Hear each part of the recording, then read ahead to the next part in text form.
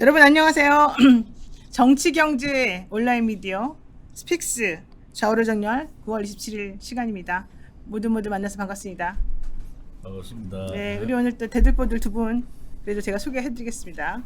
우리 조원진 대표님, 네, 우리공화당 조원진 대표님. 그렇게 그냥 묵묵히 인사만 하시는 거예요? 갈수록 이렇게 뭔가 좀 중후해지시고 근엄해지시고. 추석신하시더니 그런가? 네, 김종대 말문이 요새 막혀가지고. 네. 좀 이해갑니다. 김종대 정의당 의원님 안녕하세요. 안녕하십니까. 네. 왜 이해가 가세요? 말문이 막힌다 그러시는데. 아니 요즘 사태 보면 이거 어디부터 말해야 될지 아니, 솔직히 시작은 방송 됐다. 나오면서 저 아주 난감했어요. 이게 신인규 그 변호사랑 천하람 이런 사람들이요. 김용태 전 최고. 다들 너무 괴로워하는 거예요. 방송할 때마다. 그래도 그분들보다 낫지 않습니까? 두 분이.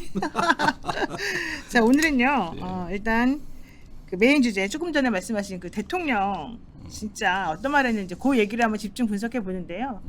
김종대 의원님께서 한번 사회를 보시죠. 진행을 한번 해보시면. 왜 또 갑자기? 네. 아니, 워낙 잘하시니까. 네. 일단은 뭐 이 문제에 대해서는 지금 무슨 말을 했는가가 그렇게 중요한가? 사실은 관리하는 방식의 문제지. 사실 이 발언의 심각성을 제일 먼저 알았던 건 대통령실입니다. 그렇죠. 거기에 대외협력실이 급히 촬영한 거 싱크를 좀 보자. 네. 그리고 보도하지 말아달라. 그러니까 뭘 보도하지 말아달라는 게 취재 기자는 아무도 몰라. 그런데 제일 먼저 아는 거거든요. 네. 근데 15시간 이후에 해명을 했다는 거예요. 그리고 경황이 없다 뭐 이런 얘기를 하는데 1시간이면 수습될 일을 이걸 갖다 15시간을 끌고 이제 언론의 그 책임을 미루는데 사실 외신의 번역 기사까지 다 나갔어요.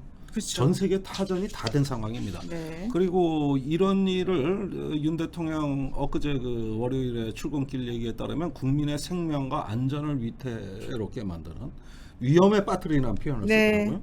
그러면 그렇게 중차대한 일을 왜 15시간이나 방치를 해서 결국은 흘러가는 바이든이 어쨌다 XX가 어쨌다 하는 것들에 대해 가지고 오히려 이걸 바로잡지 못한 책임은 대통령실에 있는 겁니다. 그럼으로써 우리가 그 확증 편향이 뭐든 간에 자연스럽게 굳어진 건데 사실 음성학자들도 인터뷰하는 거 제가 다 들어보니까 네. 그 바이든이냐 날리면이냐. 날리면이냐 보다도 그 음절수라든가 이런 걸 중시하더라고요. 이게 날리면은 새 음절이고 바이든은 바이든이면- 이음절이라는 거죠. 그렇습니다. 그래가지고 오히려 그런 걸로 측정을 하려고 그래야지 이 발음 갖고는 식별이 안 돼요. 주파수 음역 대역이 다르대요. 이게 폐쇄음이냐 비음이냐. 그래서 비읍은 폐쇄음이고 그다음에 니은 비음이래요. 아무튼 그게 그래서 1000헤르츠가 넘는다 그러더라고요. 그게 아무튼 차이가 많이 나고. 확인이 안 된다. 확인이 안 된대요. 다 빼고 보니까 양쪽에서 듣고 싶은 대로 들을 수 있다. 뭐 그런 입장인 것 같아요. 단지 이제 제가 우려하는 것은 대통령께서 기본적인 생각을 좀 하시면 좋겠다. 네. 해외 나가시든 어디 있든 이제 평소에 검찰할 때 쓰시던 용어를 버리자. 제가 김건희 여사님한테도 영부인 역할을 하시면 됩니다. 단지 국민들이 필요하시다고 할 때 그때 나오셔도 된다. 5년인데 그렇게 뭐 급할 필요 없으시다. 제가 뭐 옷 가지고 뭐 혹은 또 뭐 액세서리 가지고 기금속 가지고 이렇게 할 때 그 다 창고에 갖다 놓으시면 되지 않냐. 그럼 뭐 굳이 그때 대통령 되기 전에 하셨던 것을 그럴 필요가 있느냐. 그것도 네. 가식이라 할 수 있는데 국민들은 그걸 원하는 거예요. 왜? 윤석열 대통령 네 분이 또 서민들을 좀 이렇게 보고 계신가? 우리들의 삶을 좀 이렇게 알고는 계신가 하는 부분에 국민들 되게 관심이 많잖아요. 네. 그게 관심 많은데 네. 그게 아니고 뭐 이번에 뭐 이 XX 저는 뭐 XX까지 안 하고 그냥 이 새끼 뭐 이렇게 하는데 뭐또 그걸 저는 그거는 쿨하게 사과를 해봤으면 된다. 단지 MBC가 국회라고 했잖아요. 국회. 그런데 그걸 미국자를 붙인 건 대단히 잘못한 거예요. MBC가. 그게 잘못됐다는 거잖아요. 아니, 본인이 발언하지 않는 미국자가 왜 거기 들어가 있냐는 거지. 가로 속에 들어가 있어요. 그 다음에 가로에다가 미국을 넣으면은 그거는 바이든을 유추하는 거잖아요. 그러니까 뒤에 바이든의 문제든지 발리면의 문제든지 뭐든지 간에 발언하지 않는 글자를 넣어가지고 그렇게 했던. 그다음 또 미국 보고 미국 국회라 하는 사람 잘 없잖아요. 미국 의회라 그러지. 그럼 우리가 일상적으로 의회라 그러잖아요. 그래서 쿨하게 그냥 이거 제가 말을 좀 뭐 국민들께서 그 듣기 좋지 않은 얘기를 한 것 같습니다. 이렇게 쿨하게 했으면은 나머지 부분들은 이제 MBC가 책임져야 될 문제인데 이거를 그렇지 않는 상황으로 막으려. 어떤 대통령이 뭐 문제가 터지든 영부인 김건희 여사가 무슨 문제가 터지면 자꾸 막으려고 하지 말고 뭔가 이 팩트가 뭐냐부터 정확히 아는 게 중요하지 않냐. 그래서 이제 기본으로 좀 돌아가자. 네. 기본으로. 근데 이건 뭐 점점 멀어지는 것 같지 않습니까? 오늘 내 이재명 대표 그 교섭단체 대표 연설 두고도 제일 기본이 안 된 사람이 기본을 자꾸 얘기하니까 화가 나는 거야. 그래서 이 대한민국 국민이 정말 안타까운 게 네. 국민이 대통령을 걱정해야 되고 국민이 야당 대표를 걱정해야 되는 나라가 어디 있습니까? 대한민국 말고. 그래서 이제 좀 제발 두 분이 네. 기본으로 좀 돌아가셔라. 예. 정말 기본으로 자유라는 얘기 하지 말고 자유를 억압하는 행동 하지 마시고 기본이라는 얘기 하지 마시고 기본에 충실한 그러한 지도자가 됐으면 좋겠다. 근데 이재명 대표가 기본에 충실하지 않은 건 뭐가 있을까요? 아무튼 뭐 본인이 지금 사건만 해도 되게 많아요. 얼굴 붉혀지는 사건도 많고 욕설하길래 이재명 대표가 했던 욕설은 제가 국감에서 네. 수십 번 들어가지고 솔직히 말씀드리면 저 사람 인간같이 안 봤거든요. 어떻게 그리 할 수 있냐. 근데 그 욕설 얘기를 해서 내가 네, 알겠습니다. 아유, 그래서 이재명 대표 아무튼 그 이번에 그 대북 문제 뭐 또 여러 가지 얘기를 하셨는데 네. 문재인 정권의 포퓰리즘 정책을 전개하겠다는 그러한 취지의 발언이 너무 많아서 포퓰리즘. 조금 의아했어요. 왜냐하면 야당 대표로서 개혁을 좀 들고 나와야 되는데 개혁 과제를 전혀 들고 나오지 않더라. 근데 이재명 대표가 요즘에 이번에 내세운 게 7가지 이 개혁 입법 과제 얘기하고 있는 거 아닙니까? 노란봉투법부터 시작해가지고. 노란봉투법은 개혁이 아니고 민노총의 불법 부당 행위를 그냥 뭐라고 하면 사면시켜주는 면책시켜주는 그런 법이잖아요. 그 부분에 대해서는 김정대 의원님 하실 말씀 있을 것 안 같아요. 하고 넘어가고 싶었는데 사실 왜 하시라고 오늘 내가 그 얘기할 주제도 거예요. 아닌데. 네, 주제도 아닌데. 예, 그런데 사실은 모든 불법 행위를 용인하자는 거 아닙니다. 그렇죠. 그 법안 내용도 자세히 보면은 사실 불법 행위는 불법 행위대로 처벌을 다 하죠. 인정을 하지. 여기서 누가 불법 행위를 부추기겠습니까? 단지 이 헌법에 보장된 기본권을 행사할 때 이번에 특히 지하 철창에 들어가신 그 대우조선이죠. 네. 그 사연을 보면은 그 앞에 수없이 많이 합법 투쟁을 하다가 마지막 안전한 공간을 쫓아간 게 맨 밑바닥. 그 거기에 1제곱미터, 용적공이 1세제곱미터짜리. 스스로 청사를 만들어서 들어간 거예요. 그러면은 그 이전에 사측이 했던 불법 행위가 얼마나 많습니까? 또 구사대를 동원해가지고 네. 폭력을 행사했잖아요. 그러니까 이분이 안전하게 자기를 지키려고 낸 아이디어가 마지막 수단이었고, 그러면은 이걸로 인해서 손실이 발생했다고 치자고요. 그러는데 이것의 어떤 원인이 거기에 들어가서 농성하신 분 책임입니까? 전 그렇게 보지 않아요. 그런데 이거를 손해배상 가압류를 한단 말이에요. 이렇게 되면 앞에 행위가 다 정당화되는 겁니다. 특히 그 동안에 단체 교섭에 응하지 않았던 거, 그 다음에 구사대 동원해서 폭력 행사한 거, 그 다음에 노동법 위반해서 시정 조치 받고 재판에서 패소한 거, 이것이 다 합법화되는 거예요. 뒤에 가압류라는 하나 때문에. 네. 그래서 저는 정상이라는 게 있는 거고, 이 한국 사회에서는 어쨌든 노동상권은 헌법적인 권리니까 그 보장되는 방법이 있다면 굳이 이 방법 안 써도 돼요. 네네. 왜 우리가 무리하게 뭐 이런 걸 가지고 법안을 내겠습니까? 그런데 어떻게 그 기본권이 존중이 되느냐, 이 문제인 것이지. 그렇다면은 이런 보장만 있다면야 이 법안 즉각 철회하죠. 그런 보장의 문제도 있죠. 제가 뭐 한론이 오래 있어서 이 법에 대해서 제가 너무 잘 알잖아요. 이런 법을 굉장히 야당에서 시도를 많이 했어요. 네. 근데 이걸 못한 이유는 뭐가 있느냐? 전체 노동계에 주는 영향이 굉장히 큽니다. 불법을 해도 빠져나갈 구멍이 있다. 이런 이미지를 준다는 게 굉장히, 저는요, 예를 들어 노동의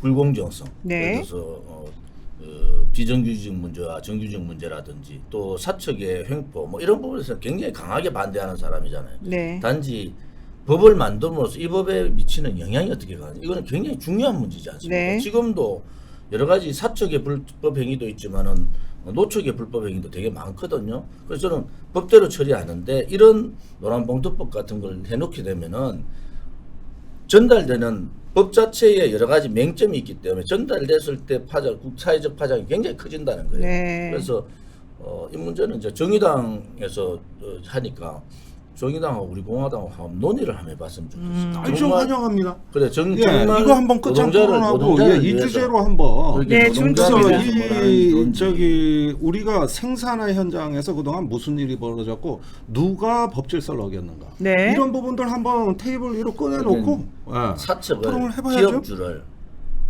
2명 있는 마트를 기업주와 노사로 구분하는 이러한 사회적 분위기는 안 되지 않습니까? 네. 그래서 사측의 불법이 뭔지, 네. 그렇죠. 노측의 불법이 뭔지, 또 노사가 같이 머리맡에서 할 수 있는 게 뭔지 이게 정치권이 해야 될 일이거든요. 네. 근데 이 노란봉투법이 계속 못했던 이유가 고용이사제하고 노란봉투법을 못했던 이유가 그런 부분이 있었거든요. 그래서 그런 부분은 아무튼 정의당에서 주도적으로 이 법을 올렸으니까 네. 한번 뭐 저희들은 이 법에 반대 투쟁을 이제 들어갔거든요. 그래서 한번 정확한 내용을 가지고 절충안이 있는 건지 그렇지 않으면은 이렇게 가야 되는 거죠. 그건 논의할 필요가 있을 자, 노란봉투법이 뭔지 잘 모르시는 분들을 위해서 간단하게 설명을 드리면 예전에 우리가 월급 받을 때 그 노란색 얇은 봉투에 받았었어요. 이제 그 결국은 근로를 제공하고 받은 대가인데 이제 이런 것들이 현실적으로 근로자들이 처우를 개선해 달라라고 쟁의하고 이렇게 되면 돈도 안 줄 뿐더러 너네가 쟁의하면서 우리에게 손해 끼친 것을 전부 다 니네 돈들을 물어내라 라고 하는 게 지금 그동안의 이 회사들의 태도였기 때문에 그로 인해서 적절한 혹은 준법 정신이 투철하게 제대로 된 적법한 투쟁을 한다 하더라도 돈 없고 힘없는 사람들은 결과적으로 나중에 돈 때문에 권리주장 못하게 되는 경우가 많기 때문에 그래서 이번에 이 노란봉투법이라고 하는 이름을 넣어서 노동쟁의 과정에서 일어난 폭력이나 파괴로 인한 손해를 제외한 노동자들의 쟁의 행위에 대해서 손해배상이나 감리를 제한하자는 법이다. 근데 잠깐만 그 어원은 쌍용자동차 그 사건 때 나왔던 영화입니다. 그때 노란봉투에 시민들이 성금을 모아서, 모았거든요. 예. 그래서 노란봉투법이라는 말이 네. 나오게 된 것이고 쌍용자동차 사건 하나로 36명이 목숨을 잃었습니다. 아이고 그러게요. 36명입니다. 그리고 20년째입니다 지금. 그러니까 이 비극적인 참사가 모든 게 법의 이름으로 행해졌어요. 네. 이게 대선 TV 토론에서도 문제가 됐습니다만은 그때 홍준표 대표는 그분들 사정은 딱했지만 다 법으로 한 일이다. 이렇게 얘기를 하셨거든요. 그런데 쌍용자동차 사건이 온 나라를 뒤흔든 이유는 그 쟁의 이후의 문제였어요. 그래서 거기에 손배소가 있었고 36명이 목숨을 잃었고 이러면서 어떤 그 수많은 가정이 파괴됐습니다. 네. 이것에 대한 사회적 책임을 인정 안 하고 법으로만 따지니까 어느 날 시민들이 이제 관심을 가지기 시작한 거거든요. 그래서 이거는 딱 하고 말고 문제가 아니라 법과 정의의 문제인 것이지 이게 어떻게 그 회사의 문제입니까? 그래서 유래된 게 노란봉투법이다. 근데 지금 이제 우리 댓글에 잠깐만요. 댓글에 보면은요.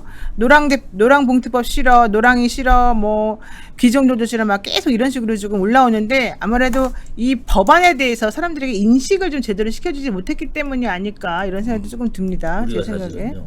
예. 악법 해석이라 해가지고 매주 월요일 날 2년 3년간 했어요. 우리가 볼 때 악법 네. 그런 부분들이 있는데 노란봉투법의 취지는 다 좋죠. 법의 취지는 다 좋은데 그게 법의 집행이 잘못된다.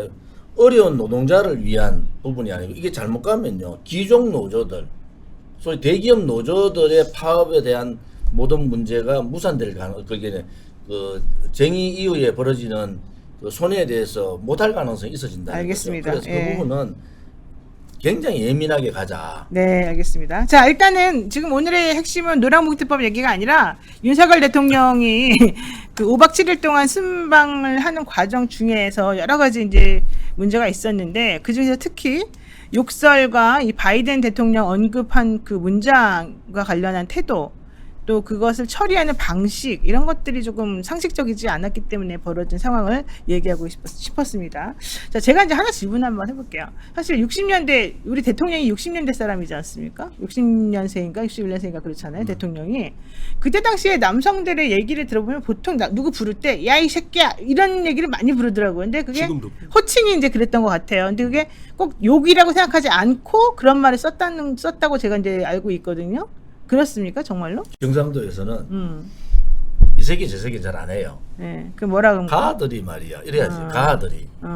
가들이 하면 다 해결돼요. 뭐 가들이 안 해주면 어떠노? 근데 그건 이제 좀 욕같이는 안 들리니까 가들, 야들. 그 안에 액센트에 따라서 다 가들이, 뭐, 금마들이 이라잖아요. 금마들이 그 뭐 이라지 그놈들이 이런 서자리 그게 사투리가 좋을 때도 있어요. 그러니까 김정대 의원님 근데 이 새끼 저 새끼 죄송합니다. 이건 제가 해보니까 또 재밌네. 계속해봐.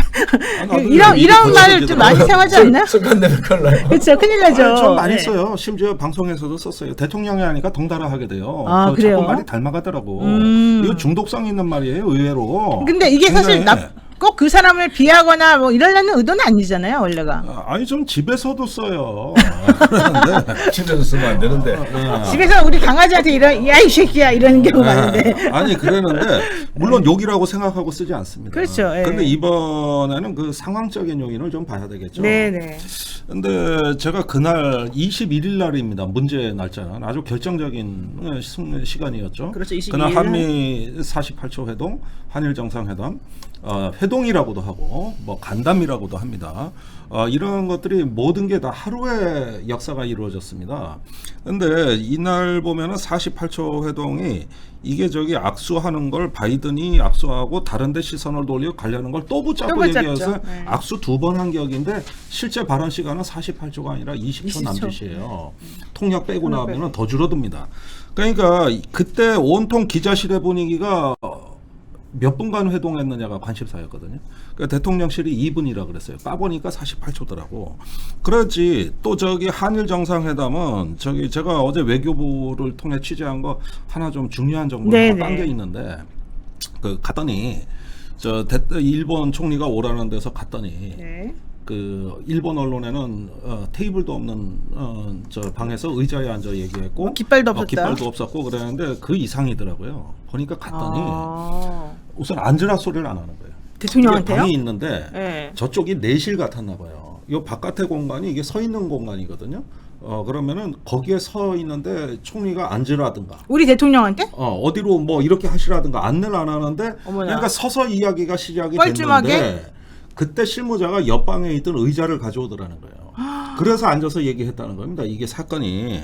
그리고 이제 이게 요미우리하고 확인해 아사히에 그 확인했어요. 기사 난 걸 외교, 보니까 네. 여기서 의자 얘기가 먼저 나와요. 그러면서 그래가지고 외교부에 이게 무슨 얘기냐 하면서 저도 뭐 여러 군데 알아보니까 그 얘기에서 이어진 얘기입니다. 그리고 일본 언론도 알고 있다는 거예요. 근데 기사에서 그 부분이 이제 삭제되고 의자 얘기만 나왔더라고요. 네. 그런 다음에 일본 총리가 거의 말이 없었어요. 그러니까 우리 대통령만 그냥 뻘쭘하게 계속 얘기를 했던 것이죠. 그러니까 이게 아사히 신문 얘기는 윤석열 대통령이 시간을 오래 끌라고 혼자 말이 길어졌다. 아이고. 이 얘기고 그 다음에 저기 그 기시다 총리의 발언이 직접 나옵니다. 이건 정상회담 끝나고 아주 즉시 언론 플레이 됐어요. 뭐 시간 지체가 없습니다.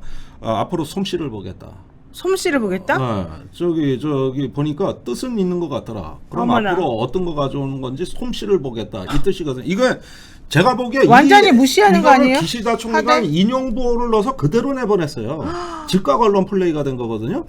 그러면은 제가 보기에는 이 비속어는 이건 뭐 비속어는 아니지만 이 막말은 윤석열 대통령을 초월해 버려요. 그러네요. 이건 비교가 안 되는 거예요. 그런데 21일 날 하루에만 이뤄진 이 굴욕적인 장면이 계속 쌓이거든요. 네. 근데 이게 지금 당시에 대통령의 정서가 그냥 뭐 지나가는 말로 나 뭐 원래 좀 말이 거칠고 지금 말이야 일이 이렇게 됐는데 말이야 하면서 하기에는 상황 자체가 이 한국 대통령으로서는 제가 본 적이 없는 어떤 고난의 하루였고 굴욕의 네. 하루였습니다. 그러다 보니까 이것이 저는 그 대통령의 멘탈이라든가 주변 참모들에게도 강력한 스트레스로 그렇겠죠. 이것이 얹어지고 있었던 시점이고 네네네. 거기에다 일정 관리가 안 돼서 이 정상과의 회담 2번 다 다른 일정 취소하고 온 겁니다. 네, 그렇죠. 그런데 거기에 그 저 미국 기업인들하고 약속도 깨고 나왔고 네.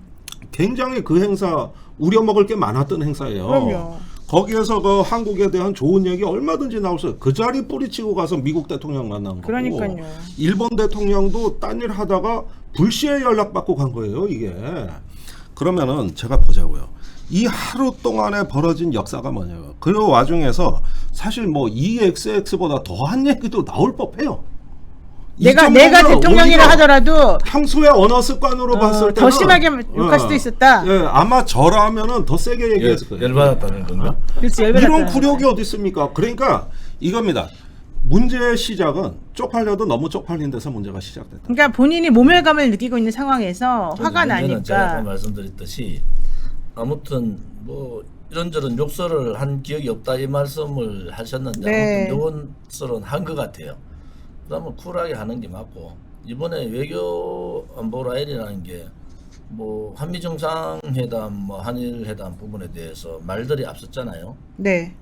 그것은 외교적인 용어라는 것은 좀 공간을 두잖아 않습니까? 여지를 좀 두고 얘기하는데 너무 확실하게 한일 정상회담을 한다. 흔쾌히 하기로 이렇게, 했단 말이에요. 이렇게 말하는 것은 네. 그것은 외교적인 용어가 아니다.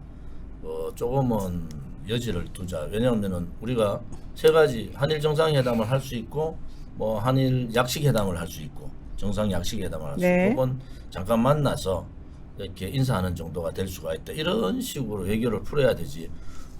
확정이 되지 않는 문제를 그렇게 하는 것은 그래서 결례다. 김태효 안보 실장.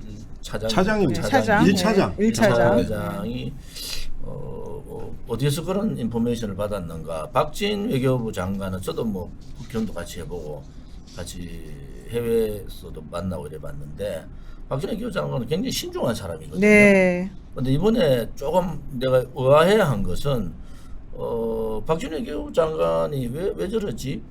뭐 이런저런 말을 소음들 때문에 못 들었다고 했는데 그런데 말은 국회에 가서 설득을 잘 해보겠습니다 이런 뉘앙스로 얘기를 하잖아요. 네. 그럼 뭔가 들었다는 얘기 아닌가요? 그럼요. 그러면 그때 우리 국회의 얘기가 네. 본인이 그 얘기도 다 잡혔을 거 아닙니까? 음성이 바로 앞에 박진 장관 앞에 있었기 때문에 네, 네. 그러면은 이게 우리 국회에 대한 얘기가 장관 입에서 나왔지 않습니까? 네. 그럼 연관을 해보면은 미국 국회가 아니고 우리 국회가 맞다 그러면은 그게 바이든인지 다른 내용인지는 거기서도 유추를 할 수 있잖아요. 이거 박진 장관이 뒤로 빠져버렸다고요.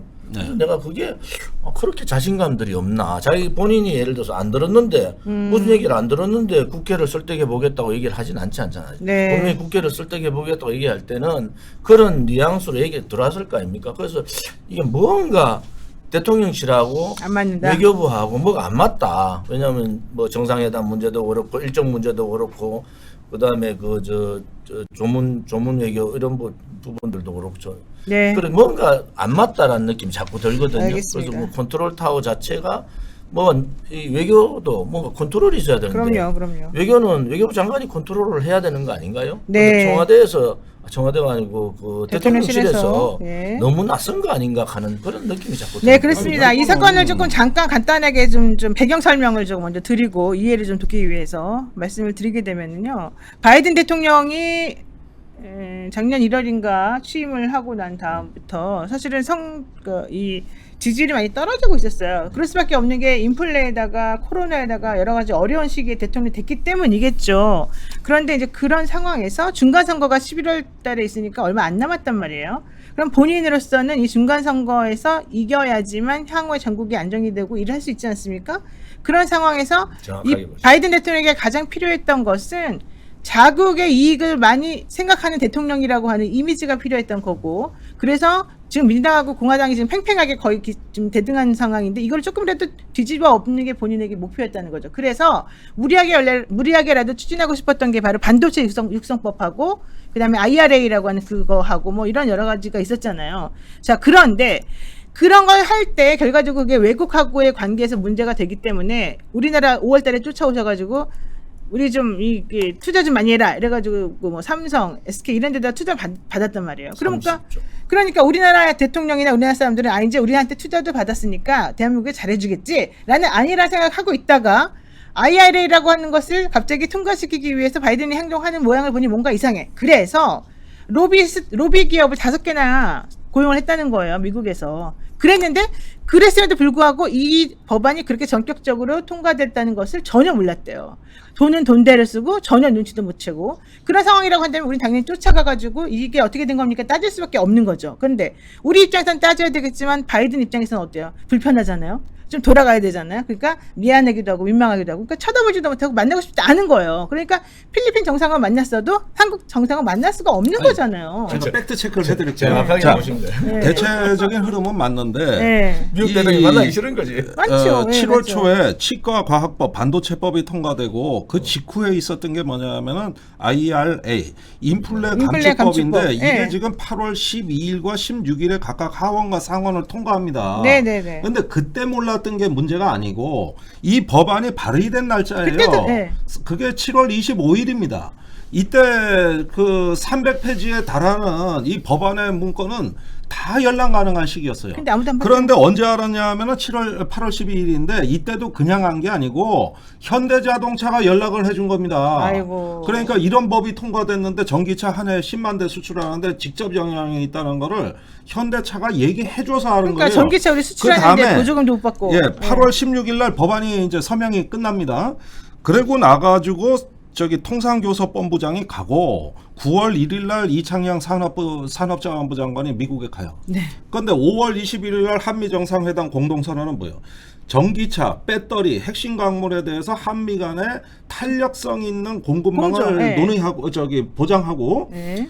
장관급 산업 대화를 열기로 한다. 이게 정상회담 선언문 내용이거든요. 네, 네. 근데 7월 반도체법, 8월 이 IRA법이 통과되도록 산업 대화가 단 한 차례도 열린 적이 없고, 네. 그 다음에 산자부 장관이 이창양 장관이 9월 초에 가서 저기 뉴욕 그 정상회담까지 있었던 거예요. 그리고 8월 중순에 네. 9월 중순에 이창양 산업부 장관이 뭐라 그랬냐면은 곧 한미 정상회담이 열리는데 이걸 의제화하기 위해서 내가 와 있는 거다. 그 다음에 미국 정부를 정무적으로 압박해서 이게 미국 정부 내에서 논란이 되도록 만드는 게 내가 방문한 목적이다. 네. 그리고 나는 곧 뉴욕의 정상회담 때문에 뉴욕으로 간다. 건너간다. 이렇게 워싱턴에서 얘기를 한 거거든요. 그 다음에 박진 외교부 장관은 엘리자베스 여왕 조문도 안 가고 갔죠. 이것 때문에 원래는 가야 되는데 뉴욕으로 미리 와 있었던 겁니다. 네. 이 경우를 종합해보면 뭐냐면은 대한민국의 모든 국력이 한미 정상회담 하나를 위해서 총투입이 돼 있었던 거예요. 이렇게 장관과 부처의 실무자들이 많이 가 있었던 적이 없어요. 형식적으로는 투입이 된 것처럼 보이나 실제 내용은 하나도 없었어요. 게다가 그래서- 펠로시 의장 왔을 때 어떻게 했습니까? 아니 결국 그래서 그것 때문에 이게 된 거 이 아니에요. 미스테리가 제가 그 유엔 총회 때 우리 대통령이 가가지고 한미 정상회담을 한 기록을 따져 보니까 저기 문재인 정부가 2018년 19년에 가가지고 네. 한미 정상회담했고 그다음에 코로나 때문에 안 열렸고 21년도에는 저기 한미 정상회담이 없었습니다. 네. 그러면은 이게 미국 대통령이 역대 한국 정부에 대해 가지고 이 프라이어리티는 항상 인정해줬다는 거예요. 그럼요. 거기에다가 올해가 제일 절박해가지고 8월 말부터 정상회담 예고편을 뿌리면서 이번 뉴욕에서의 그 총회가 그 무대라고 해왔던 거고 이거는 산업 라인, NSC 라인, 외교부 라인이 다 동원됐던 겁니다. 이게 48조로 무산됐다는 거는 말도 안 되는 거죠. 아무리 제가 네. 머리를 굴려봐도 네. 대한민국이 그 정도 나라는 아니거든요. 아니 그리고 그렇게 거기에다가 무능합니까? 아이고. 뉴욕에서 저기 그 바이든이 시간이 없었다 그랬는데 보니까 모든 정상 일정이 다 끝나고 만났어요. 뉴욕에 하루 네, 더 더 있고. 머물러셨어요. 네, 맞아요. 별다른 일정도 없이 이것도 사실이 아니에요. 그러니까 우리를 시간이 만나기 없었다는 싫었던 것도. 거예요. 그 바이든은 지금 두 우리나라 분 만나기 얘기를 싫었던 좀 거예요. 이렇게 정리해 보면. 제가 정리를 하면 해보면 뭐 정리하는 거 아니지만 옳은 말씀입니다. 그런데 우리 외교부나 안보실 라인들이 조급했다. 왜냐면 5월달에 정상회담을 했잖아요. 네. 그러고 난 다음에 두 가지 일들이 터졌다고요. 반도체 문제하고 그다음에 IRA하고 터졌는데 그러면은 미국 바이든 대통령이 만나기 싫어하는 왜 중간선거가 있고 자기는 가져올 거 다 가져왔다 그렇죠. 이렇게 선전을 했는데 한국 대통령 만나가 별로 할 얘기가 없어요. 그렇죠. 뭐라고 왜냐하면 한국 하겠어요. 대통령 만나면 당장에 전기자동차 문제를 좀 우리는 안보 차원에서 좀 relay-해달라 뭐 이렇게 해야 되잖아요. 근데 얘기는 하고 싶은데 이게 공개적으로 할 수 있는 문제가 아니니까 이제 이번에 부통령이 일본도 한국도 와서 이 문제를 거론하겠다는 거 아닌가요? 그러면 상대 동맹국의 대통령이 왜 만남을 꺼리는가? 이것이 외교 라인, 안보 라인이 그걸 미리 캐치해야죠. 그걸 캐치해야 네, 되잖아요. 네. 그거는 조금 외교 라인이 미숙했다. 너무 정상회담에 매몰돼 있었다. 네. 그다음에 일본 기시다 총리 문제는 저는 뭐 30분 만났으면은 뭐 정상적인 정상회담이다 이렇게 하기보다는 오히려 약식 정상회담을 했다 이렇게 평가를 해주고 싶어요. 약식 정상을 했는데 아무튼 일본 총리가 뭐 한국의 대통령한테 이 싸가지 없이 하는 거는 국민한테 싸가지 없이 하는 거잖아요. 그러니까 총리가 만약 그런 얘기했다 하면은 우리 언론 방송이 윤석열 대통령 발언까지 싸울 게 아니고 기시다 총리 발언까지 싸야지. 왜냐하면 정말 외교적으로 있을 수 없는 발언을 했다. 그러면 그거는 대단히 문제지 않습니까? 자, 근데 그래서 제 생각에는 두 분의 뭐 말씀이 옳다. 단지 그러면 누가 책임질 거냐 이거 아니겠어요? 네. 이게 외교 참사하고 하고 뭐 욕설 파문도 나오고 지금 난리가 났는데 네. 뭐 대통령만 쳐다보고 있다고. 그러니까 대통령 쳐다보니까 국민이 뭐 미안하잖아요. 뭐 한 게 없으니까. 그러니까 MBC도 방문하고 이러는데 아무튼 그 이번을 계기로 대통령께서 화법도 좀 바꾸시고 또 지난번에 뭐 그런거리 이런 거는 좀 바꾸셨잖아요. 바로. 그러니까 화법. 말하는 그런 걸음걸이 그런 거나 그다음에 대통령실이 대통령이 이렇게 도마에 올라오면은 그 원인이 대통령 본인의 책임도 있어요. 이번에는 발언에서. 근데 그 원인이 뭐 대통령실에서 뭔가 스케줄에 착오가 생기고 준비가 덜 된 거 아닙니까? 그래서 제가 대통령실이 언제까지 이렇게 끌고 갈 거냐. 김대기 실장 좀 교체해달라고 내가 그만큼 얘기하는데도 안 하지 않습니까? 자, 그런데요. 이제 거기까지도 좋습니다. 뭐 저는 그냥 그 말이 악의 없이 평소 습관을 조금 부지불식간에 그런 말이 나왔을 거라고 생각해요. 그렇지만 그게 나쁜 뜻으로 한 말은 아니었을 거라고 생각해요. 근데 더 중요한 건 그 다음이죠. 속으로 나쁜 뜻으로 했다고 생각하시는 거 아니에요? 아니 남자분들이 군대 갔다 온 남성분들이 특히 오히려 귀여움 혹은 뭐 애정의 표시를 무시 새끼 이런 얘기를 많이 하더라고요. 저한테는 그렇게 안 해봤지만 저는 그래서 그거를 이렇게 나쁘게 지금 보고 싶지는 않아요. 근데 중요한 건 그게 아니라 그렇게 하고 난 다음에 사과도 당연히 안 했을 뿐더러 말도 안 되는 변명을 늘어놨을 뿐더러 그리고 음성학 분석하는 사람들을 데려다가 15시간 동안 이게 난리면으로도 들릴 수 있는지를 확인을 해본 거예요. 그리고 난 다음에 이게 그럴 수 있다고 하니까 이제 그때서부터 다른 말을 하면서 내보낸 거거든요. 그런 것도 다 좋다고 쳐요. 다 좋습니다. 좋지 않은데. 좋지 않은데. 화가 나는 거지. 좋지 않은데 그냥 좋다고 내가 치는 거야. 너무 마음 넓게. 근데 문제는 뭐냐면 그 다음에 언론을 지금 MBC를 특히 딱 꼬집어가지고 MBC가 좌파 언론이기 때문에 편집했다, 왜곡했다, 짜깁기 했다 이러면서 지금 공격하잖아요. 분명히 있죠. 근데 그렇게 하는 게 맞아요? 미국이라는 얘기가 안 나왔는데 왜 갈로치가 미국을 넣느냐고. 그 미국 넣는 바람에 바이든도 추상적으로 바이든이 나올 수밖에 없는 근데 148개 언론사에서 그 똑같은 내용을 거의 다 보도했고요. 다 똑같이 그런 식으로 보도했습니다. MBC를 타겟도라는 것은 그렇게 했다고 해서 MBC를 그렇게 공격하는 게 진짜 타당하냐? MBC를 공격한 게 아니고 전 언론을 공격한 거죠. 그러니까 언론 전체를 공격하는 거고 그러니까 언론 전체를 모욕시키는 거죠. 거기에 대한 대책을 해야 하는데 MBC도 그 과정들이 조금 뭐 매끄럽지는 않아요.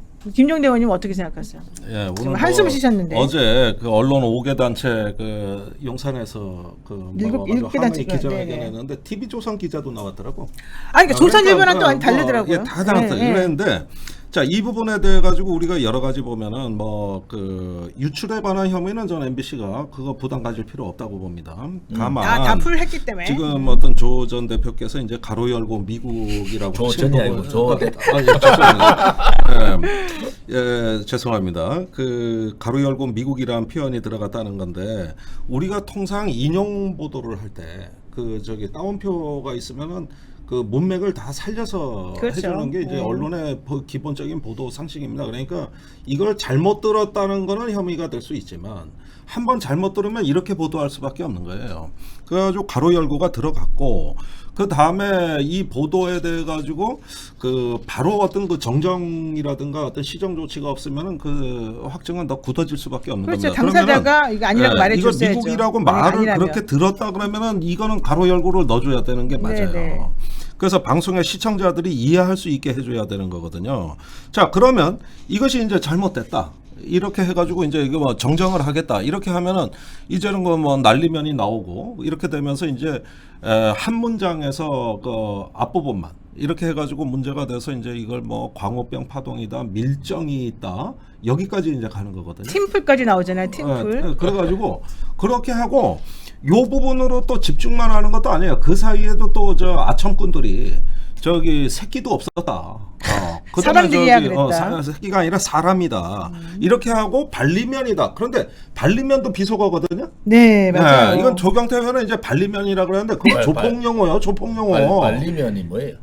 그러니까 이렇게 사람에게 발리다. 그러니까 저 바로다 이 말이죠. 저 발리다. 저 발렸다. 그래서 대통령이 발렸다 그런 거다. 오히려 더 나쁜 말이지, 그러니까 그거는. 더 나쁜 말이거든요. 근데 이건 자기가 귀가 밝다고 해가지고 지금 이 버전을 보면은 여당 내 이것도 대통령이 대여섯 개 원하는 나왔어. 방향으로 MBC를 공격하는 건 사실인데 거기도 다 제각각이에요. 초선들의 얘기 다르고 최고위원 얘기 달라요. 주호영 원내대표가 본인이 이제 아무튼 우리나라 국회를 위해서도 욕설 거기 조금 하다 이런 한마디 했잖아요. 네.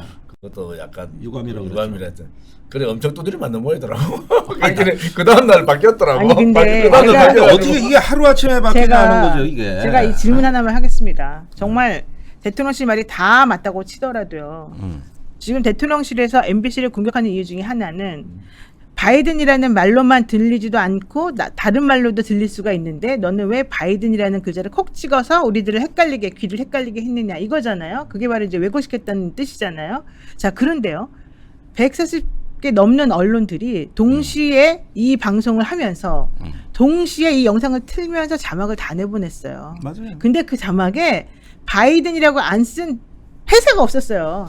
모두 날리면 발리면 발리든 날리든 이런 거 하나도 없었어요. 그 얘기는 무슨 얘기냐면 초창기 때 이걸 처음 들은 사람 전부 대부분은 다 바이든으로 그냥 그대로 알아들었다는 얘기예요. 그러니까 다른 식으로 들릴 수가 없었다는 거예요. 근데 아니, 어떻게 지금 여론조사 듣기 결과가 전에 나왔다고? 아니, 아까 제가 얘기한 듣기 전에 미국이라고 갈로를 쳤었는데 그러니까 그걸 어떻게 미국이라고 갈로 치면은 이 모든 문헌 자체가 제가 공정한 입장에서 얘기하면은 미국이 들어가는 순간에요.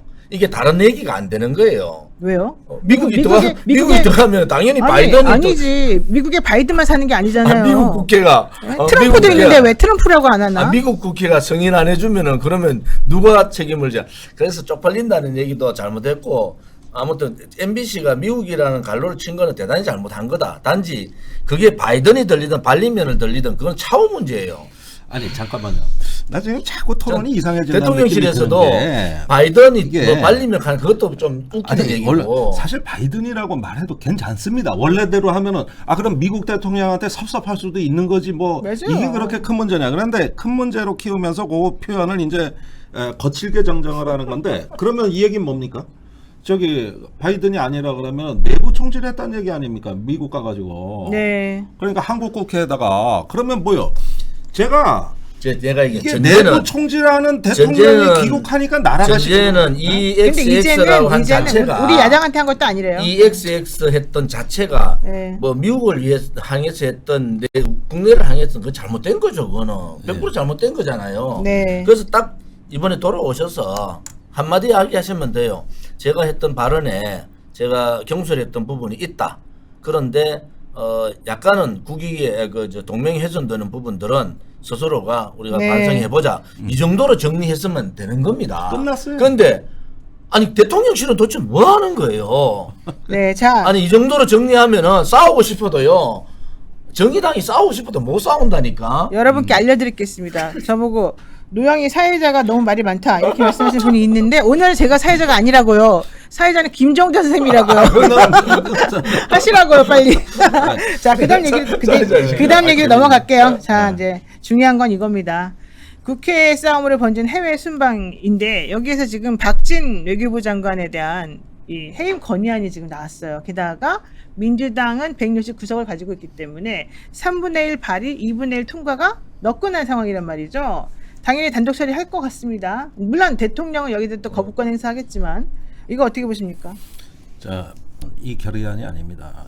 컨트롤 타워에 있어요. 네, 맞아요. 청와대 컨트롤 타워입니다. 맞습니다. 제가 대통령실. 제가 이 용산의 안보실 체제를 검토를 해보니까 대체로 한일 관계는 김태효, 한미 관계는 김성환. 적어도 이 유엔 외교 전후에는 그렇게 일이 풀려나가고 있었어요. 네. 그래서 그 문제 자리에도 김태효 차장은 안 보이고 김성환 실장이 바로 뒤에 있거든요. 네. 그러면은 이 두 분이 각기 역할 분담이 돼 있는데 그럼에도 불구하고 김성환 안보실장의 사실 총괄 업무는 있는데 묘하게도 실권은 김태효 차장이 지고 있어요. 왜? NSC 1차장이 NSC 사무처장을 겸임하게 돼 있기 때문에 모든 실무적인 총괄은 김태효 차장이 하는 겁니다. 그래요? 그러면은 이 체제에서 지금 그 벌어지는 어떤 그 기류하고 외교부가 확실히 다릅니다. 제가 저번에 그 언론에서 그 이야기한 게 외교부 차관이 그 이번 순방을 반대했다는 내부 검토 회의시에 그 건의가 있었다. 네. 이걸 해가지고 또 언론이 난리가 났는데 지금 거의 다 사실로 확인이 됐단 말이에요. 언론에 의해서도. 그러면은 당시의 외교부는 제가 보니까 이번 순방과 관련해서 몇 가지 눈에 띄는 특징이 있는데 네. 첫째. 엘리자베스 2세 여왕 조문 때 네. 도보 조문 계획을 다 준비했습니다. 현지 공간이. 그것도 분 단위로. 네. 그 대통령 걸음걸이와 김건희 여사하고 걸었을 때 시간까지 다 쟀어요. 이것이 현지에서 된 거는 공관이나 그쪽의 외교관들이 아니라 대통령실에서 틀어버린 거라고 봐야 돼요. 네. 그다음에 둘째. 그 저기 한미 한일 정상회담에 대해서 외교부는 분위기가 좋았습니다.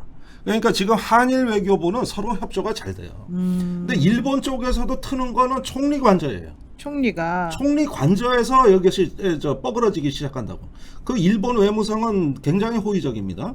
그래서 이 분위기를 외교 라인에서는 정서적 공유가 됐는데 아직 관저에서 오케이가 안 떨어졌는데 이쪽 대통령실 입장은 뭐냐면은 전에 3자 회담 때도 만났고 우리 대통령이 충분히 진정성을 전달했다 하면서 이거를 발표를 밀어붙인 거는 외교부가 아니고 네. 여기 대통령실 컨트롤 타워 그 발표한 당사자 1차장이란 말입니다. 그렇다면은 국회가 할 수 있는 거는 박진 외교부 장관 해임 건의 아니지만 이건 대통령을 위해서 제가 드리는 말씀인데 지금 이거를 컨트롤 타워를 다시 살펴보고 들여다보지 않으면은 11월 초에 있는 G20 발리에서 또 다자 정상회담이 있는데 네. 여기서도 계속 같은 실수가 되풀이될 가능성이 높다는 거예요. 지금 이걸 정치 공세로만 듣지 마시고 네. 벌써 지난 나토 정상회담 때도 똑같은 실수가 나왔었다. 그때도 한일 정상회담 한다 그러고 못했다. 네. 이번에 또 이상하게 풀려졌다. 다음에 또 이럴 거냐? 이러면은 이 외교 라인에 이 저기 컨트롤 타워 문제를 지금 즉시 점검에 들어가고 감찰이 들어가야 됩니다. 그렇게 해가지고 거기에 집단 사고를 균형 있게 다시 재배치해 줘야 돼요. 네. 지금 보니까 김태효 차관 그 밑에 저기 의전비서관 프로토콜을 담당하고 그 밑에 통역 담당관까지도 보니까 네. 전부 원팀이에요. 그 저기 보니까 같은 학교 나오고 또 그 중에 한 명은 아크로비스타 살더라고. 어머 같은 놈 그러니까 이게 네. 저기 이 처음에 구성이 어떻게 됐는지 신상 조사가 몰라도 확실하게 잘 돼 있네. 맨날 연구하는 게 이건데 근데 이 부분에 대해서 말입니다. 대통령께서 계속 이 팀에 얹혀서 해외 나가시면은 안 된다. 굉장히 위험하단 말이에요 이게. 박진 장관 해임 결의안 어떻게 될까요? 네. 아무튼 야당은 해야죠. 네. 야당은 뭐 할 수 있는 일이라고 보고요. 아무튼 이재명 대표도 그 문제에 대해서 책임을 묻겠다니까 통과될 겁니다. 네. 근데 그건 이제 대통령께서 안 받으시겠죠. 김정대 의원님 말씀대로 외교 문제는 외교관들이 정통 외교관들이 잘 합니다. 그리고 지금 미국하고 안보 문제에 있어서는 안보실이 하면 됩니다. 네. NSC가 단지 외교 문제는 외교로 풀어야 된다. 그게 네. 정상적이다 보거든요. 그렇기 때문에 한일 관계나 한미 관계 뭐 기타 이런 문제들은 외교부 박진 장관을 중심으로 외교 라인들이 하면 되고, 근데 하나는 이제 외교 라인이나 안보 라인들이 이 안보 문제에 대해서 저는 조금 우려를 하는 것은 다 온건파들입니다. 실질적으로 보면은 그 야당에서 크게 뭐 이렇게 막 공격할 상황도 아니에요. 우리가 볼 때는 굉장히 온건파들이 네. 외교 안보 라인의 수장으로 있다 이래 보는 거고요. 단지 이번에 김종대 말씀대로 이번에 있었던 일들이 굉장히 중요한 의미를 두고 있거든요. 이렇게 외교하고 안보 라인도 안 맞았고 또 일정 조율도 안 됐다 하는 건 어전에 문제가 있다는 거 아니겠습니까? 네, 그래서 그렇죠. 이런 부분들은 좀 더 세심하게 반성들을 해라. 그냥 박진 장관 해임 결의안 올렸더니 뭐 어차피 그 안 됐고. 정치적인 공세다 이렇게 하지 말고 야당이 박진 장관 해임 결의안 올려가 내일 통과하시고 나면 이 문제는 좀 숙질 겁니다. 네. 단지 그대로 또 다음에 나가서 또 이런 사태가 벌어지면은 그때는 어떻게 할 거냐. 네. 그때도 그러면은 또 이제 그때는 이제 안보 라인 교체라고 이제 난리 아니겠어요. 그래서 이번에도 이번 계기로 좀 정신들 좀 차리자. 그래요, 맞아요. 정신들 좀 차리자. 네. 그래서 저는 국민들이 너무 불안해하니까 이제 좀 그 국민들의 불안을 좀 식혀달라. 마스크 벗듯이 국민의 불안도 좀 벗자 이제. 안 쓰고 네. 다니신다면. 박승TV님께서 조원진 대표를 총리를 해야 된다. 대통령은 말 좀 들어라. 이렇게 전혀 안 얘기하셨어요. 옵니까? 그럼 정의당하고 제일 많은 얘기를 할 때, 왜냐면 정의당이 한 얘기가 올바른 얘기 되게 많아요. 맞아요. 근데 네. 새가 없어서 안 되니까 막 아무튼 네. 여러 가지 전화 와도 안 한다고 얘기했잖아요. 네, 한 가지만 말씀드리면은 이게 11월 초에 G20 정상회담이 왜 걱정이냐면은 네네. 푸틴이 와요. 푸틴이. 네, 시진핑도 옵니다. 이번 유엔 총회는 안 왔습니다. 네. 그게 달라요. 자, 그런데 지금 대통령께서 계속 자유를 국제회의 외치죠. 가서 얘기를 하고 계시는데 이번에 유엔 총회에서 러시아 우크라이나 전쟁 얘기 안 한 대통령이 어디 있습니까? 자유세계 지도자 중에 한 명도 없어요. 네. 그러니까 이 자유를 얘기하면 당연히 우크라이나 전쟁 얘기가 나와야 되는 거고 또 북한 얘기가 나와야 되는 근데 건데 우리는 안 했잖아요. 북한 멈췄잖아요. 얘기가. 네. 아무것도 얘기를 안 하셨잖아요. 네. 그런데 보통 민주주의 연대 자유 이런 어떤 걸로 하면은 이제 G20 정상회담에서는 그때도 얘기를 안 하실 거냐. 근데 문제는 여기에는 푸틴이 온 회의라는 거고 그렇게 되면은 이게 그 이렇게 얘기했던 일관된 기조로 나가시면은 이때는 어떻게 대처하실 거냐. 이게 굉장히 관심사가 되는 것이죠. 네. 그러면 내가 알기로는 강대국끼리는 한판 논쟁이 붙을 겁니다. 아마도 저 바이든, 푸틴 굉장히 저 불편한 자리들이 생겨날 거거든요. 네. 이때도 자유 얘기만 하고 마실 거냐. 그럼 안 가는 게 상식이네요. 이때도 그런가. 아니 그러니까 글로벌 중추국가로 책임과 역할을 다하겠다고 총회 때 얘기를 하셨는데 문제는 이게 어떤 강대국 정치 그다음에 무역 분쟁 인플레에 대해서 계속 침묵하실 거냐. 네, 알겠습니다. 어떻게 하실 겁니까? 알겠습니다. 그리고 이런 과정에서 논리가 계속 구체화되고 진화해야 돼요. 지금 안보팀의 문제는 뭐냐면 프로토콜에서도 실패했지만은 그 다음에 이런 부분에 우리 중견국가로서의 대한민국의 역할과 책임을 네. 구체적으로 말 안 하고 회피한다는 데 문제가 있거든요. 그럴 바에는 차라리 조용한 외교로 가시는 게 낫다는 거예요. 이렇게 떠벌리지 않아도 되는 근데 거거든요. 사실은 네. 저는 좀 생각이 다른 게요. 문재인 정권 5년을 겪으면서 윤석열 정권이 들어온 거 아닙니까? 그러면 윤석열 정권 다운 정책을 가져가라. 보수 정권이면 헌법적 가치와 정체성에 맞는 그런 정책을 가져가야 되지. 푸틴 눈치 보고 시진핑 눈치 보고 김정은 눈치 보고 언제 또 그러겠느냐.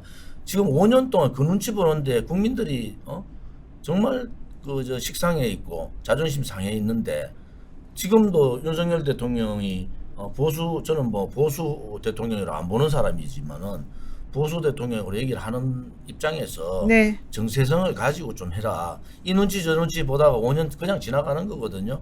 그러면 본인을 지지하는 지지층이 지금 이탈 생기는 이유가 그거다 이래 보는 거예요. 그래서 우리 공화당은 아무튼 국가의 정체성답게 헌법적 가치답게 문재인 정권하고 다르게 그렇게 하는 것이 옳다 이래 보는 거죠. 하여튼 이번에 박진 해임 건의안까지 나오게 된 계기는 그동안에 지난번 나토 때부터 시작된 이 외교 참사, 그다음에 성과 없는 이 순방, 그리고 대통령의 거짓말, 인사 참사, 여기에 무능 프레임까지 지금 다 같이 겹쳐진 것으로 보입니다. 그런데 대통령 하야하라 이런 말은 아직은 없네요.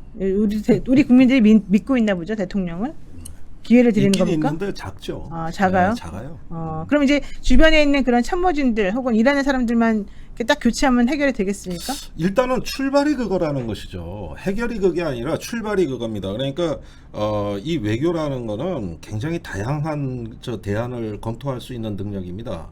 이게 제일 위험한 게 그룹 싱킹이라고 하는 집단 사고인데 1961년에 그 피그스만을 침공하던 케네디 행정부가 네. 아주 처참하게 깨지고 나서 나중에 반성을 해보니까 미국 NSC 7명이 전부 하버드 대학교 동문이었어요. 완전히 하나의 그룹 싱킹으로 그 뭉쳐졌을 때 돌격 앞으로는 잘하지만 그러나 문제는 아니오라고 얘기할 수 있는 사람이 한 사람도 없었고 네. 그래서 실패가 예정된 작전을 처참하게 하고 많은 사람이 죽고 나니까 왜 실패했냐 그러니까 합참이 발표하는데 달빛이 너무 환해서 들켜버렸습니다. 그러니까 달빛을 그러니까 이러다가 폭삭 망해가지고 그래서 이듬해 쿠바 미사일 위기가 나타난 겁니다. 그게 그렇군요. 1962년이에요. 그게 어느 날 뚝딱한 게 아니라 쿠바 침공 그걸 작전을 보고 소련에서 쿠바에다가 핵미사일을 갖다 놓겠다 이렇게 되다가 핵전쟁 더 큰 위기가 올 뻔한 거죠. 이때는 잘했어요. 그래가지고 그 어떤 캐비넷에서 강력하게 했으니까 캐비넷에서 그러는데 거기에서 그 케네디가 13일간 위기 관리를 할 때 네. 자기 때문에 참모들이 다양한 의견이 안 나올까봐 일부러 밑에 노공길 설치하고 나가버렸다는 거 아닙니까? 내 없을 때 좀 다양한 얘기를 해봐라. 제가 그랬던 거 아니에요? 요즘 생각하면은 오른쪽에 보수 대통령이라는 사람들은 왜 그렇게 서울대학 출신들을 좋아해요? 기재부도 좋아하고 아, 나는 기재부 출신, 서울대학 출신, 관료 출신, 검사. 그다음에 아버지 국회의원 했던 사람들, 뭐 돈 많은 사람들. 엘리트주의자. 아니 이번에- 거기에 한 군데도 안 끼세요? 나는 아무도 안 돼. 돈도 뭐 돈 많은 사람이 할게요? 돈도 안 되지. 그러다가 그러다가 뭐 내가 뭐 서울대학 나온 것도 알고 또 뭐 거기는 아버지가 국회의원도 알고. 근데 아무튼 그 사람들의 연금도 행태는 140만 원밖에 안 되고 아니 100만 원. 100만 원? 마누라까지 마누라 하면 안 되지. 와이프까지 합쳐가지고 뭐 130만 원 되는데 낄 데가 없네. 실질적으로 네. 그 사람들은요 30년간을 눈치 본 사람들이에요. 검사들, 판사는 덜하, 변호사 덜한데, 자 관료들, 교수 출신, 예? 그 다음에 아무튼 이 계통에 있는 사람은요 거기 조직에서 살아남기 위해서 30년간을 줄타기 했는 사람들 아닙니까? 그 사람들한테서 무슨 아이디어가 나오고 무슨 그 저 개혁이 나오겠습니까? 그래서 네. 이제는 좀 과감하게 탈서울대학교, 탈부자들, 그죠? 네. 탈관료 이런 정책을 좀 써라. 인재는 강호의 인재는 엄청나게 많거든요.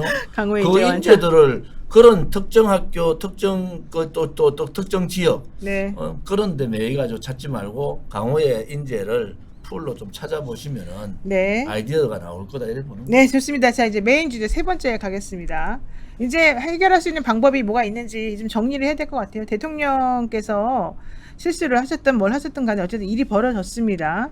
그리고 난 다음에 수습 국면으로 가는 게 아니라 일이 더 커져 버렸습니다. 자, 커지면 터지게 놔둬야 됩니까? 아니면 다시 원상복귀하고 우리가 좀 심기일전하는 그런 계기를 삼아야 되겠습니까? 김종대 의원님 어떻게 보세요? 아니 물론 바라기야 모든 언론이 이제 저 대통령 유감 표명하고 사과하고 이제 봉합하는 것으로 다 얘기했죠. 심지어 보수 언론 동아일보 그렇죠, 사설 내용이 그렇죠, 뭡니까? 그렇죠. 대통령 유감 표명해라. 그렇게 해서 이 출근길 월요일 날 그 대통령 발언에 다 집중을 했던 거고 이렇게 됐는데 지금 상황은 뭐냐면은 이제는 사과 해명은 필요 없는 상황이거든요. 시기를 놓쳤죠, 그리고. 아니 필요가 없어요. 해봤자 안 받아들여질 게 뻔한데. 그러니까 지금 민주당도 자꾸 사과 요구하지 마시고 사과 해명 필요 없어 안 해도 돼. 가만히만 있어. 이러실 거예요. 뭘 MBC를 두들겨 패고 뭘 어쩌고 저쩌고 할 거야. 다 필요 없고 가만히만 있어. 차라리 이렇게 나갈 거예요. 그러면은 그 책임에 관한 문제나 이런 거는 이제 국민의힘이 역공 전략으로 나온 이상 이제 이 논쟁은 의미가 없습니다. 그러면 이제 우통 벗고 한판 저기 한 명 죽을 때까지 싸우는 것밖에 더 있겠어요? 네. 이라는 와중에 경제가 심각하고 다음 정상 외교가 예정돼 있다는 거예요. 네. 이러면 두고 보십시오. 아마 인도네시아의 모든 언론 다 쫓아가 이제는 생중계 방송을 숙소에서 회담장까지 알겠습니다. 이제 다 할 거라. 그러니까 이렇게 국정의 부담을 높여주기 전에 차라리 제가 보기에는 빨리 한판 화끈하게 싸우고 근데 국회의원 해보셨잖아요. 안 싸웁니다. 안 싸워요? 왜냐하면은 말로만 하지. 맞아, 싸우는 척만 해요. 서로 지금 민주당도 자기 코가 석자예요. 네. 계속 뭐 저쪽에 쌍방울건 걸리죠. 무슨 뭐 후원에 걸리가 있지. 뭐 계속 걸리니까. 그래서 아무튼 싸우는 흉내라도 빨리 내고 국민들이 지겹다. 이제 여야 정치인들이 얘기하는 네. 거, 뭐 대통령실이 얘기하는 거, 외교 우리 국민들이요. 외교 안보 라인은 믿었거든. 우리 국민들 대부분 이제 믿는다 하면 외교는 그래도 점수를 주고 갔거든요.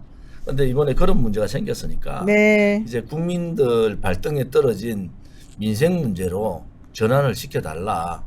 그리고 국민의힘의 당내 문제도 빨리 정리 좀 하고 네. 이번에 만약에 그 이준석 문제 또 저래 되면은 그때는 뭐 전당대회 바로 열어야죠. 그래서 국면 전환을 좀 할 필요가 있는데 국회의원들 말로만 하지 안 싸웁니다. 자, 그럼 이거 하나 여쭤볼게요. 제가 이거는 주원진 의원님한테 꼭 여쭤봐야 돼요. 이번에 윤석열 대통령 그 막말 파문이 나오고 난 다음에 어떻게 들리나 가지고 김은혜석부터 이제 말이 나왔던 거잖아요. 그리고 난 다음에 배현진, 유성범, 그 다음에 박수영 이런 그 초선 의원들이 중심이 되어가지고 나 그렇게 안 들린다. 새끼들이란 말도 없더라. 이렇게 지금 옹호를 하고 나섰단 말이에요. 초선 의원들이 굳이 특히 이렇게 열심히 적극적으로 대통령을 옹호하고 비유하고 방어하는 거는 공천 때문에 그런 겁니까? 유상범 의원은 제 지역구에 그 지검장을 했나? 네. 그럴 것 같아요. 네네네. 지청장인가?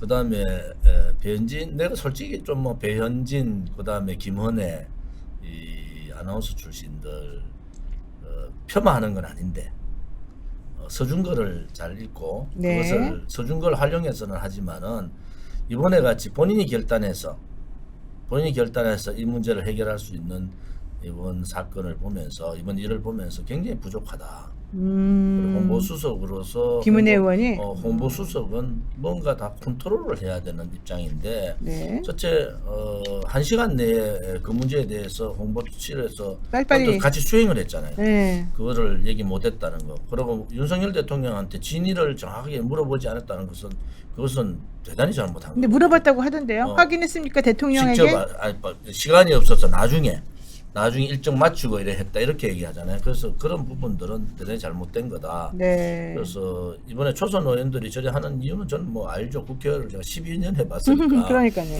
뭐 이제 공천 날짜가 얼마 안 남아 있고 아직까지 윤핵관들 뒤로 물리라 했더니 윤핵관을 안 물리고 있더라고. 운영위원장을 권선동 의원이 운영위원장을 아직 하고 있습니까? 그거는 의결이 돼야 바뀌죠. 그러니까 운영위에서 의결이 늦어진 거죠. 아니 그거를 원내대표가 벌써 돼가지고 뭐 발표나고 이런데 네. 운영이 개최를 하면 그 자리에서 운영위원장 교체권을 올려서 안건을 상정해야죠. 해야 되는데 그 상정하는 권선동 의원이 사회를 보고 파행시켜 버리더만. 아니, MBC하고 싸우느라고 바빠서 그거 할 그래서 시간이 제가 없어요. 볼 때는 그거 자체도 잘못된 거다. 얼굴 좀 보기 싫은 사람들은 좀 뒤로 물러나라고 그만큼 얘기하잖아요. 그런데 오늘도 뭐 MBC 가는데 제일 앞에서 가더라고. 권 대표님이 제일 보기 싫어요. 박태출 의원이 저는 인간을 미워하는 게 아니고 네네. 뒤로 물렀을 땐 좀 물렀을 때 박태출 위원장이 TF 위원장 아닙니까? 네. 그럼 박태출이가 앞에 서야지. 왜 권소통이 앞에 서서 가냐? 그래서 내가 정말 빠질 때는 좀 빠져라. 왜 지금 그 국민들이 열받아 있는데 그러다가 또 보기 싫은 사람이 앞장서면은 그거 안 되지 않냐? 제가 말씀드리는 것은 이제 민생으로 좀 가자. 이게 계기가 될 수 있어요. 이게 뭐 여야 간에 한바탕 붙었잖아요. 일단은 그 다음부터는 싸울 게 없어. 그러면 이제 민생으로 갑시다 해가지고 정기국회 지금 기간이니까 뭐 예산 가지고 저는 또 우리 국회의원들이 자기 지역구에 뭐 돈 1억 2천만 원 갖고 왔습니다. 이거 현수막 좀 안 붙였으면 좋겠어. 그래도 현수막 붙이려면 한 10억 이상 가져왔으면 이런 거 좀 붙이고. 네. 그래서 민생의 바다로 이제 넘어가자. 추석 쉬고 난 다음에 해야 되는데 중추절 쉬고도 못 하고 그래서 알겠습니다. 국면 전환은 민생이다. 아. 저는 딱 양당 다. 결국 수습 방안은 민생을 잘 해서 우리 국민이 행복하게 사는 거다. 그렇지. 실질적인 일이다 그 이렇게 아까 보면요. 말씀드린 대로 마스크를 벗어 던지듯이 네. 국민의 불안도 벗어 던질 수 있는 그런 정치를 해달라. 알겠습니다. 야, 오늘 정말 또 두 분 말씀 듣다 보니까 이렇게 시간이 다 가버렸네요. 김종대 의원님 사랑합니다. 멋집니다. 뭐 이런 게 지난번보다 30% 많아졌어요. 아 욕도 많아요. 아니야. 욕은 내가 못 벌써 받고. 우리 공화당으로 오세요도 많대. 한 말씀. 글쎄, 나 깜짝 자, 놀랐습니다. 한 말씀 마지막에 정리해 주세요. 네. 자 지금 이런 상태에서 지금 국내 논란도 외신에 다중계 방송되고 있습니다. 맞습니다. 그러니까 총회 연설을 한 군데도 안 써줘도만 이런 건 외신도 무지한히 많이 쓰고. 총회 연설을 좀 쓸만한 게 없었잖아요. 예, 뭐 난리도 안 해, 난리도 북한 안 해. 문제 안 했다는 것은 굉장히 잘못한 거죠. 문제죠. 자 그래서 인권을 얘기하다. 뭘 제가 얘기를 했어야지. 보기에는 그래서 외국 가서 푸대접이나 이런 것들은 대통령이 당했지만 우리로서도 상당히 심각하게 받아들이거든요. 창피해요, 창피해. 그래서 어쩌다가 이렇게 됐는가? 누구보다 미국, 일본에 러브콜을 많이 보내고 자유를 얘기하고 이 저기 민주주의 연대를 얘기했는데 왜 현실은 다른가? 이건 우리가 세계를 바라보는 눈을 한 번은 점검을 해봐야 될 시기예요. 네. 겉으로는 신냉전 같고 이렇게 진영으로 갈라진 것 같지만 누구나 다 각자 도생이 있고 자기 국가 이익이 있는 겁니다. 그런 부분을 이데올로기로 한 번에 재단을 할 수가 없어요. 현실은 현실입니다. 그래서 이런 부분에서는 저는 국민적으로도 그렇고 누구 한 명 날리는 것도 필요합니다만은 그렇지만은 왜 우리가 세상을 우리의 어떤 이데올로기적인 관점에서 이렇게 멋대로 재단하고 불성실하게 우리가 접근했는가 이 점에 네. 대해서 통렬하게 반성하고 조금 더 성숙된 공론의 장이 나와야 된다. 네. 국회는 애시당초 글러먹었고 밖에서 스픽스가 하셔라. 알겠습니다. 네, 오늘 역시 스픽스에게 아름다운 제가 말을 마지막 전해주신. 한마디. 네. 이 코로나 팬데믹 포스트 코로나를 대한민국이 준비를 못했다. 네. 그 뭐냐면은 이제는 국제 글로벌이라는 얘기가 많이 빠져버렸잖아요. 그런 각 국가의 이익을 위해서 뭐 미국도 그렇고 일본도 그렇고 중국도 그렇고 각자 도생 국가 이익을 위해서 다 매진할 거다. 그러면 그게 외교나 안보도 마찬가지잖아요. 그러면 우리가 정체적인 정책을 세울 때 윤석열 정부가 포스트 코로나 그러니까 미국이 자기 나라의 경제 이익을 위해서 굉장히 모든 걸 쏟을 거다. 중국도 그럴 거다. 그럼 우리는 외교적으로 경제적으로 어떤 대책을 세워야 될 거냐. 여기에 대해서 빨리 대책을 좀 세우는 게 좋겠다. 그 말씀을 드리고 싶습니다. 네. 알겠습니다. 오늘 역시 열띤 토론과 또 서로에 대한 따뜻한 배려로 훈훈하고 아름다운 그런 시간이 됐던 것 같습니다. 스픽스 애청하시는 우리 여러분들 우리 방송 앞으로 계속해서 더 널리 전파시켜 주시고요. 오늘도 하루 또 즐겁게 보내시기 바라겠습니다. 오늘 저희 방송은 여기서 정리하겠습니다. 고맙습니다. 고맙습니다.